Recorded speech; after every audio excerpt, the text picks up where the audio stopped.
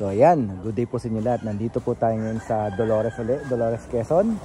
At meron tayong napakagandang property na i-vlog natin at papanood sa inyo. Bossing, ano nga to? 3,740 title property. Ano? Tapos dito pa lang sa tabing kalsada, makikita nyo, busog na yung langka. Magandang araw po sa bunga ng langka, sa may puno ng langka na to. Salamat po sa bunga. Ayan po. Tapos community po siya. Yan, kita nyo naman po may kapitbahay. Tapos po patag na patag po yung property dito sa pinaka frontage niya. At bukod po sa langka, meron din po tayo ditong ano, parang atis to, no? Ay hindi, kalimutan ko kung ano to. Basta fruit bearing tree din po yan. Tapos meron din po siyang lansones, lokban o suha. Ito, sa mga nanonood, nakalimutan ko kung anong puno to eh. Tapos langka uli. Langka, suha, rambutan, kamyas o kalamyas, santol. Napakagandang property, no? Ang ganda nito. So yung ano, yung farm na to talagang ideal na ideal para sa mga gagawa ng farm o residential farm kasi may internet, may kuryente, may tubig. Within the community mismo, as in nasa community po siya. Yan o, may kaimito din. Hanggang ngayon nadaanan ako ng puno to, nakalimutan ko to eh. Alam ko to eh.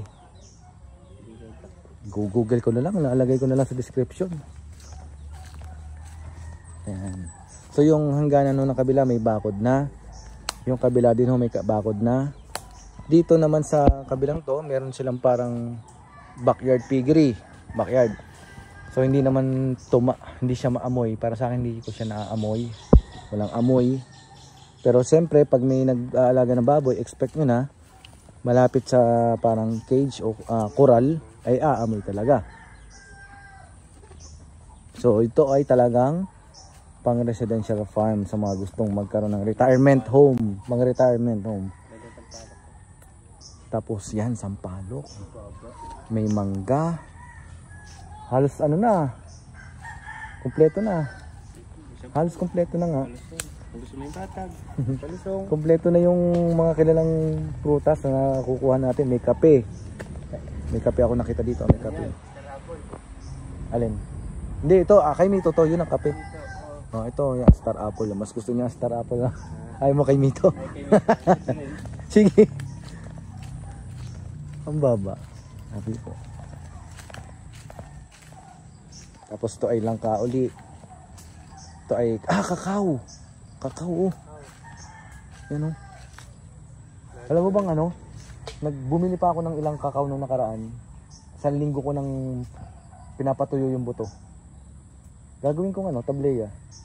Ito nandito lang oh. Kakao. Niyog. Kompleto na nga. May extra pa. Ito po napakaganda po ng property na to talaga, promise. Lalo na sa presyo niya. Yung presyo po ay hindi ko po mailagay dito sa video kasi po sa description ko po nilalagay lahat ng details. Kasi po pag po sa video gusto ko po sana hangga't maaari malinis po yung video. Ang nakikita nyo lang ay yung ano, yung kagandahan ng mga property na pinapalabas ko po or pinapanood sa inyo. Ito suha, ang dami. Grabe. Kung meron akong ganito talaga, maligaya na ako. Kung ako ay meron kung ako po ay may bahay sa ganitong klaseng pwesto o ng lupa, parang talagang ano na po ako, okay na. So yan, hanggang dito lang po sa likod, medyo slope lang, hindi siya pababa. Hindi siya bagsak talaga, pababa siya, pero slopey, gradual na lang. Kung makikita niyo po yung yung angle niya, konti lang. Hindi siya pahirapan. Yan, daming langgam. Yeah, okay. So yan, babalik na po ako. Pero dito ako sa isang side dadaan. Dito sa side na to, meron siyang parang bulsa. Pagdating dito, tapos kakanto dito sa bakod na to. Pag ganun po siya na, diretso yan pag ganun. So alamin ko po kung ito po ay kasama, itong part na to ay kasama. Pero pinakita ko na rin po sa video. Tapos dito sa point na to, yung bakod, diretso na po yun hanggang doon sa frontage. And then yun, so okay, wala na akong kailangang ibida pa dahil yung property na po mismo nagpapakilala sa inyo kung kayo po ay nanonood at ito po yung inyong hinahanap, yung kagaya nitong maraming fruit bearing trees.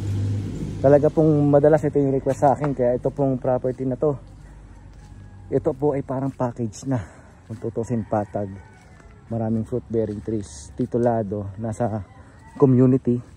So mula sa town proper ng Dolores, nasa mga ano lang po ito. Spec ko po ay mga 12 minutes, 10 to 12 minutes drive. And along the way, may madadaanan pa kayo napakagandang tanawin ng Mount Banahaw, may magagandang ilog. Ayun po. So yun po, sa mga interested at gustong mag-inquire, message lang po ako dito sa aking page sa Murang Farm Lot sa Batangas, Laguna, Quezon. YouTube po is Nathan's Farm Vlogs. And then sa Instagram po and TikTok is Farm Vlogs PH po. Maraming salamat po at God bless po sa inyo lahat. Thank you. Thank you rin kay Sir Atan sa pagsama natin. Thank you.